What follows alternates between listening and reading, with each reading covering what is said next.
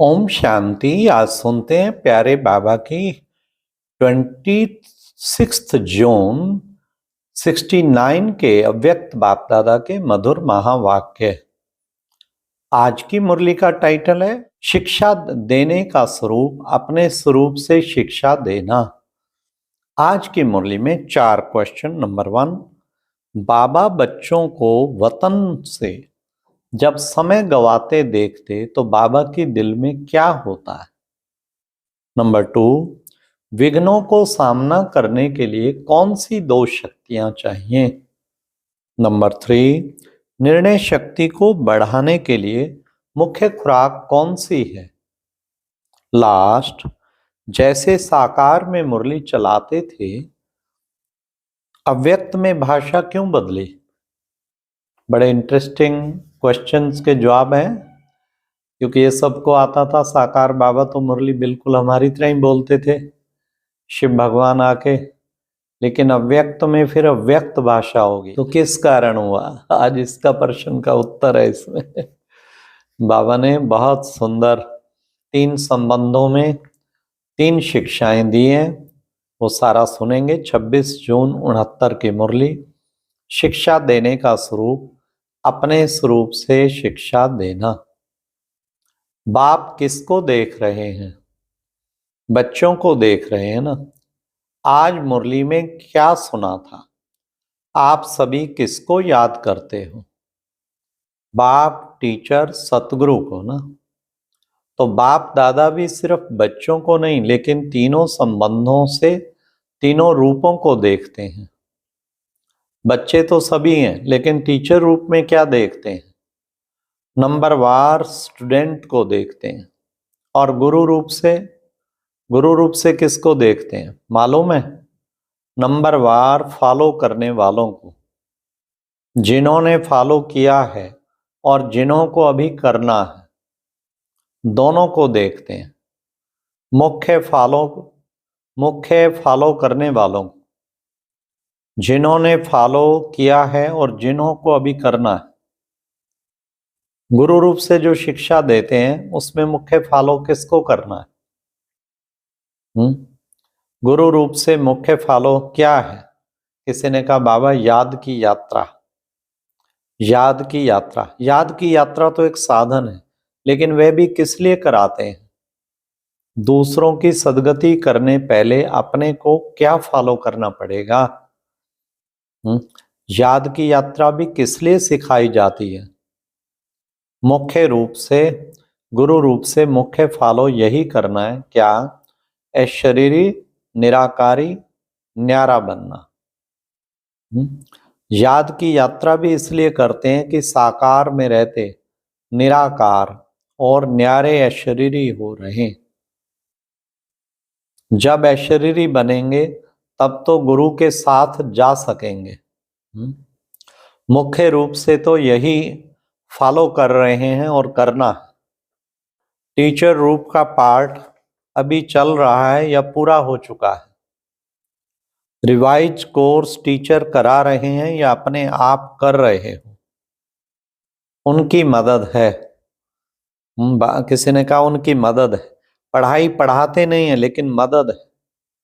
Revise course के लिए school से छुट्टी ली जाती है, घर में जिसको होमवर्क कहा जाता है, लेकिन टीचर का कनेक्शन रहता है, साथ नहीं रहता, सिर्फ कनेक्शन रहता है। कनेक्शन तब तक है जब तक फाइनल पेपर हो। रिवाइज कोर्स के लिए टीचर हर वक्त साथ नहीं रहता। कितना सुंदर बाबा ने जोड़ा है, कुछ टाइम होमवर्क के लिए देते पेपर से पहले, कनेक्शन रहता है, कुछ पूछना हो, कुछ वो करना हो, फोन कर, लेकिन साथ नहीं रहता सारा दिन जैसे पहले साथ रहता था। ऐसे ही बाबा साकार में तो साथ थे, अब रिवाइज कोर्स अव्यक्त में ऊपर से कनेक्शन पूरा है, सिर्फ कनेक्शन रहता है। रिवाइज कोर्स के लिए टीचर हर वक्त साथ नहीं रहता, तो अभी टीचर दूर से ही देख रेख कर रहे हैं। कहाँ भी कोई मुश्किलात हो तो पूछ सकते हो, लेकिन जैसे पढ़ाई के समय साथ रहते थे वैसे अब साथ नहीं है।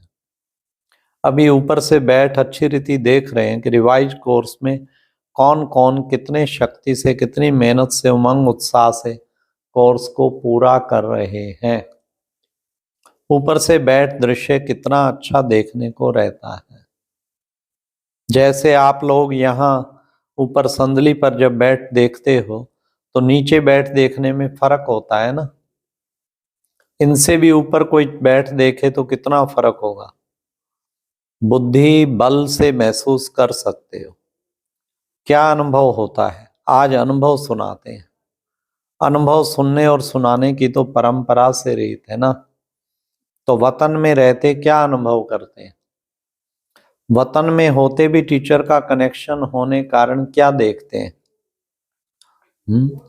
कोई कोई अब क्या देखते हैं सुनिए। कोई कोई बहुत अलौकिकपन से पढ़ाई को रिवाइज कर रहे हैं, कोई समय गंवा रहे हैं और कोई समय सफल कर रहे हैं। जब देखते हैं समय भी गंवा रहे हैं तो मालूम क्या होता है, तरस तो आता है ना, लेकिन तरस के साथ साथ जो संबंध है वो संबंध भी खींचता है। फिर दिल होती है कि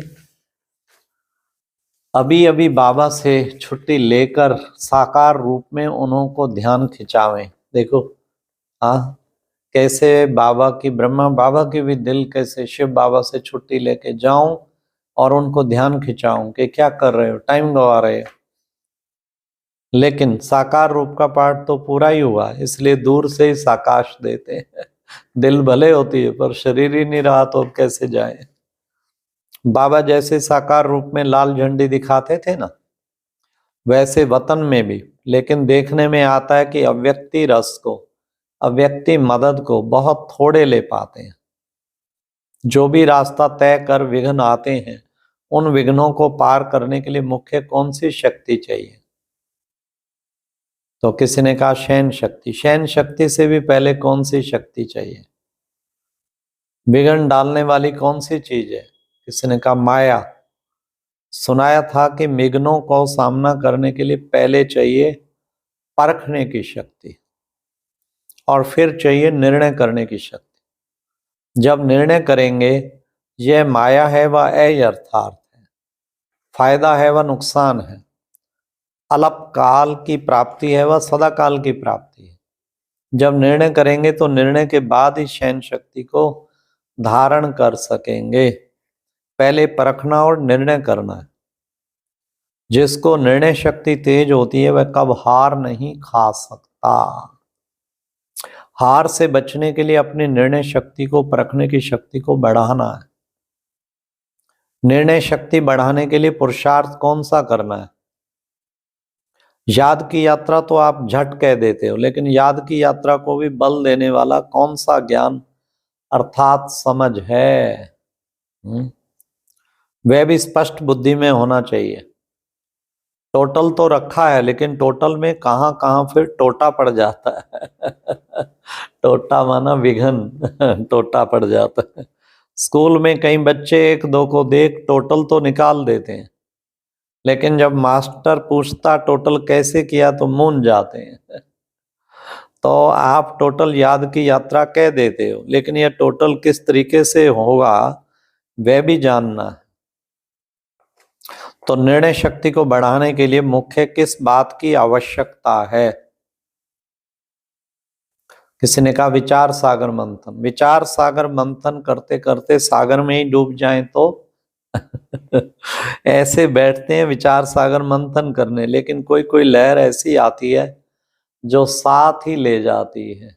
हाँ, जैसे कोई भी स्थूल शारीरिक ताकत कम होती है तो ताकत की खुराक दी जाती है ना, वैसे ही सहन शक्ति, वैसे ही निर्णय शक्ति को बढ़ाने के लिए मुख्य खुराक यही है जो पहले भी सुनाया। क्या, अशरीरी, निराकारी और कर्म में न्यारे।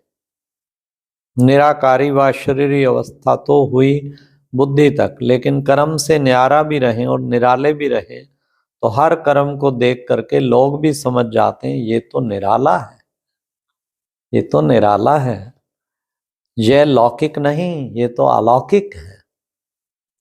तो निर्णय शक्ति को बढ़ाने के लिए बहुत आवश्यक है। जितना बातों को धारण करेंगे उतना ही अपने विघ्नों को भी मिटा सकेंगे। और जो सृष्टि पर आने वाले विघ्न हैं उनों से बच सकेंगे। शिक्षा तो बहुत मिलती है, लेकिन अब क्या करना है? शिक्षा स्वरूप बनना है। शिक्षा और आपका स्वधर्म अलग नहीं होना चाहिए। आपका स्वरूप ही शिक्षा होना चाहिए। स्वरूप से शिक्षा दी जाती है। कई बातों में वाणी से नहीं शिक्षा दी जाती, लेकिन अपने स्वरूप से शिक्षा दी जाती है। तो अब शिक्षा स्वरूप बन करके अपने स्वरूप से शिक्षा देनी है। शिक्षा तो बहुत मिली, कोर्स तो पूरा हुआ। एक प्रश्न पूछा था ना, पूछा था कि अब जो बाप दादा अन्य तन में आते हैं तो जैसे साकार रूप में मुरली चलाते थे वैसे ही क्यों नहीं चलाते? सुनो प्रश्न का जवाब। क्या वैसे मुरली नहीं चला सकते? क्यों भाषा बदली? क्यों तरीका बदला? ऐसे प्रश्न बहुतों को उठता है। जबकि तुम भाषण कर सकते हो तो बाप दादा को कोई भी तन द्वारा मुरली चलाना क्या मुश्किल है मुश्किल? नहीं। लेकिन क्यों नहीं चलाते हैं? दो चार ने अपने विचार सुनाए। जिस तन द्वारा पढ़ाने का पाठ था वह पढ़ाई का कोर्स तो पूरा हुआ। अब फिर पढ़ाई पढ़ाने लिए नहीं आते हैं, वह कोर्स था उसी तन द्वारा, पाठ पूरा हो चुका। अभी तो आते हैं मिलने के लिए, बहलाने के लिए। और मुख्य बातें कौन सी हैं? जैसे अशरीरी कर्मातीत बन करके क्या किया? एक सेकंड में पंछी उड़ गया। साकार शरीर से एक सेकंड में उड़े ना, तो अब पढ़ाई पूरी हुई। बाकी एक कार्य रहा हुआ है, साथ ले जाने का। इसलिए अब सिर्फ मिलने, अव्यक्त शिक्षाओं को बहलाने और उड़ाने लिए आते हैं। पढ़ाई के पॉइंट्स, पढ़ाई का रूप अब नहीं चल सकता। अभी कोर्स रिवाइज हो रहा है, लेकिन कितने समय में रिवाइज करेंगे? कितने तक कोर्स पूरा हुआ है? अब ये सभी को निर्णय करना है कि कहाँ तक रिवाइज कोर्स हुआ है, कितना समय अब चाहिए। साकार तन के हर कर्म, हर स्थिति से अपने को भेंट करना, उनको देखते, लक्ष्य रखते अपने को देखो, फिर पता पड़ेगा कि हम कहाँ तक पहुंचे।